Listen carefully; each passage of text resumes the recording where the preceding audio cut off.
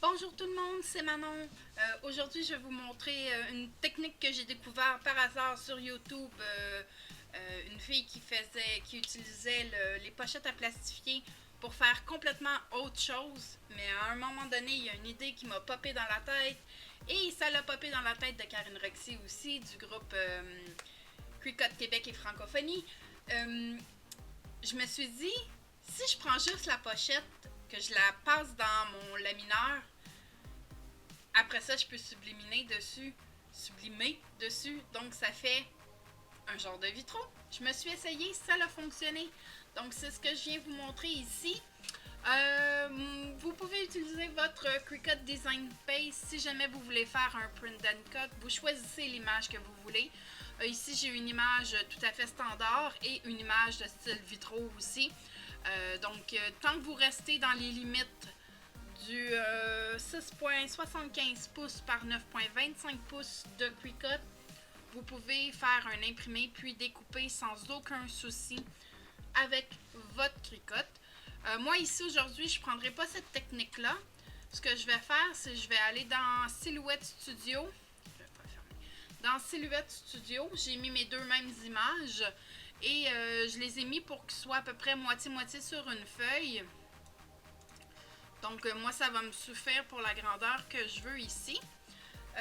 Donc, je vais imprimer sur mon imprimante à sublimation. Je vais vous mettre les liens dans la description en bas de quelle imprimante j'ai, quel papier j'ai, quelle encre j'utilise, quelle pochette à plastifier que j'ai. Quoi d'autre? Ça prend un lamineur.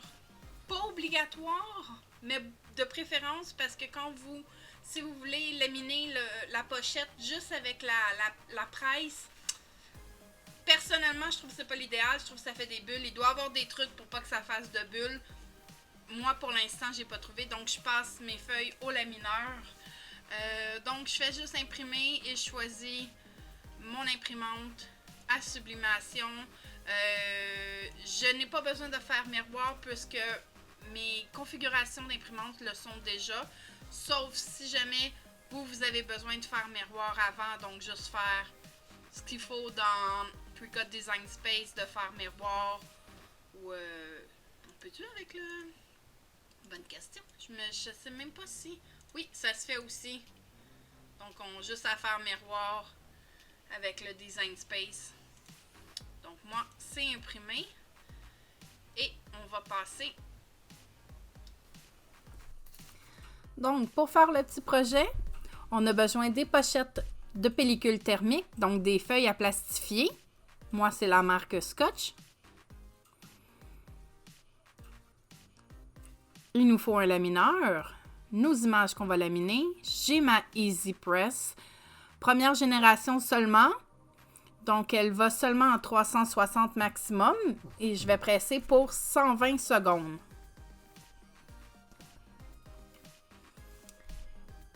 J'ai les tapis à chaleur, j'ai du papier parchemin.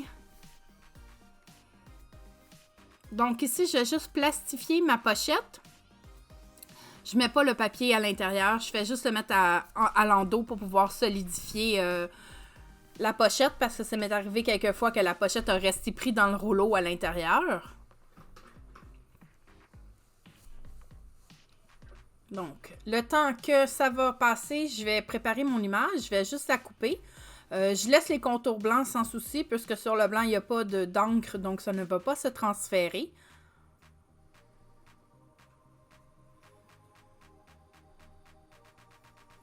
Donc, les deux images qu'on va faire, le vitraux de Mickey Mouse. Donc, c'est vraiment un style avec des lignes à l'intérieur noires qui fait vraiment comme style vitraux. Et j'ai une image tout à fait normale.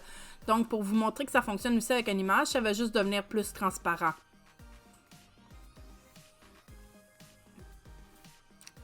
J'ai aussi mon tape résistant à la chaleur. Donc, sur mon distributeur ici, oui, j'ai 4 grandeurs différentes. J'essaie d'optimiser mon distributeur.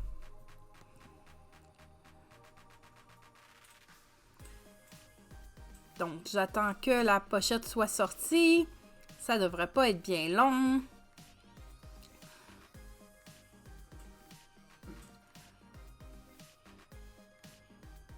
quelques secondes encore. Et voilà, c'est fait. Donc, je n'ai plus besoin de mon lamineur. Je vais le mettre de côté. Je l'ai débranché parce que ça m'arrive de l'oublier. Donc, la pochette est plastifiée, donc elle est plus rigide.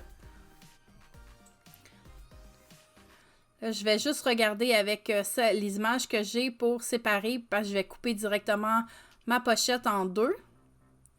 Donc, je vais mesurer et puis juste couper.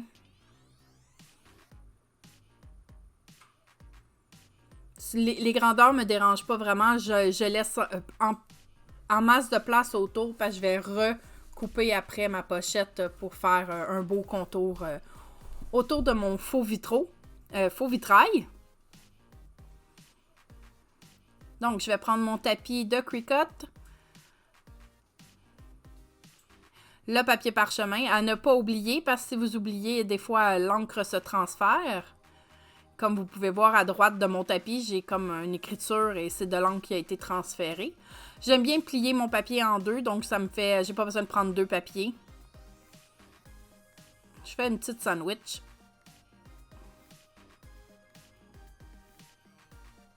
Et voilà. Je vais mettre un carton en dessous pour absorber l'humidité.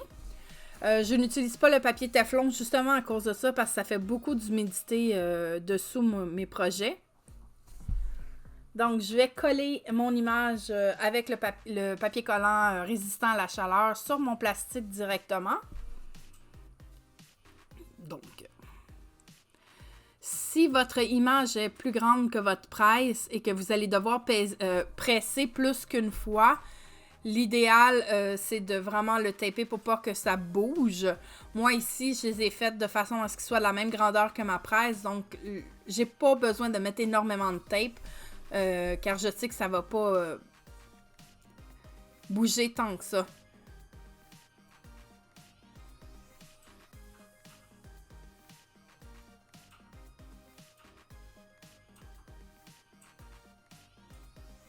Et ça m'arrive de tirer trop vite, de faire un beau petit moton de ruban adhésif sur mes doigts.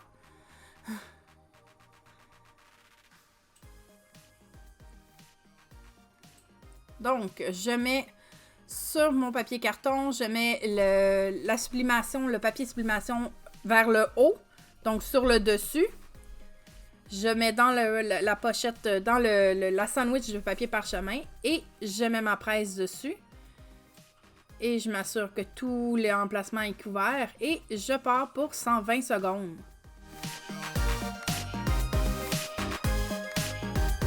Je mets une petite pression légèrement. Pendant ce temps-là, je vais préparer la deuxième image, donc juste la coller. Vous voyez, je mets un petit peu de pression, pas tant que ça.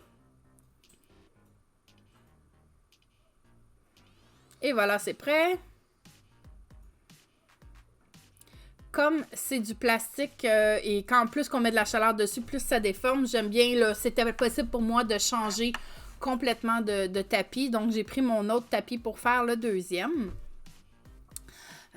Donc, j'ai collé mon image. Je fais juste la mettre dans ma sandwich de papier parchemin. Et même chose, je vais poser ma presse dessus en m'assurant que ça soit bien couvert des deux côtés. Et voilà, celui-là est prêt. Donc, comme vous pouvez voir, les couleurs sont assez vives. Donc, juste faire attention, c'est très chaud. Et je me rends compte que j'ai oublié de mettre mon carton sous l'autre. Et vous allez voir un petit peu plus tard, vous allez me voir represser parce que le carton aide aussi à solidifier, à faire une surface plus solide. Donc, j'enlève la feuille de sublimation et vous voyez, l'impression a vraiment fonctionné sur le plastique de la pochette. Et vous voyez, ça fait vraiment un faux vitrail. Donc, c'est transparent et quand vous le mettez derrière du blanc, vous voyez... J'en ai fait. C'est addictif comme technique. Donc, on va attendre la prochaine. Là, je suis en train de couper juste le tour pour faire un cadrage. Donc, comme vous voyez ici, c'est ce que je disais. J'ai remis le carton et j'ai pressé un petit peu plus. Vous allez voir sur l'image que dans le milieu, c'est plus pâle parce que j'ai manqué justement de pression dans le milieu. D'après moi, c'est mon tapis qui est rendu mou aussi un petit peu dans le centre. Donc, on enlève, toujours faire attention, c'est chaud. Et voilà, vous voyez qu'avec même une image qui est complètement une image normale, ça fonctionne aussi. Donc, l'image est très belle quand même. Et vu que l'encre est transparente, de l'encre de sublimation, donc c'est transparent, et que ma base est transparente, ça fait que mon image est transparente. Ça fait l'effet vitrail. Donc, voilà. C'est comme ça que moi, je fais mes faux vitraux. J'espère que ça vous a plu. Un petit like, vous pouvez vous abonner. Merci, bonne journée.